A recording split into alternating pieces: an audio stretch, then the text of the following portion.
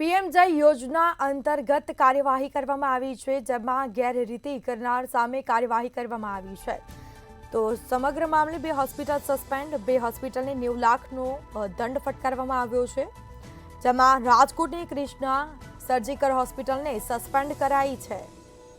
કાર્યવાહી કરાઈ છે। દંડાત્મક સ્વસ્તિક મલ્ટી સ્પેશિયાલિટી હોસ્પિટલને પણ સસ્પેન્ડ કરાઈ છે, જેમાં ભરૂચની દયાબેન મોદી હોસ્પિટલને દંડ ફટકારવામાં આવ્યો છે।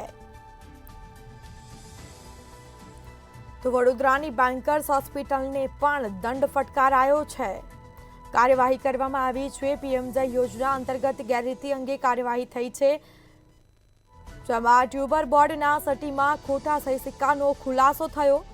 સર્જરી માટેની માર્ગદર્શન પ્રક્રિયામાં હોસ્પિટલ દ્વારા ઉલ્લંઘન કરવામાં આવ્યું છે અને તેવી હોસ્પિટલને દંડ ફટકારવામાં આવ્યો છે, સસ્પેન્ડ કરાઈ છે। હોસ્પિટલમાં ફાયર સેફટીના સાધનોનો અભાવ પણ સામે આવ્યો। તો બીજી તરફ સોનોગ્રાફી પ્લેટ સાથેના છેડછાડ સહિતના કારણોના કારણે સસ્પેન્ડ કરવામાં આવી છે।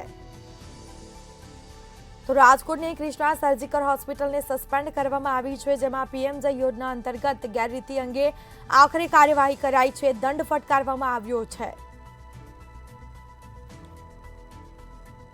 તો સર્જરી માટેની માર્ગદર્શન પ્રક્રિયામાં હોસ્પિટલ દ્વારા ઉલ્લંઘન કરવામાં આવ્યું હતું। આખરે કાર્યવાહી કરાઈ છે।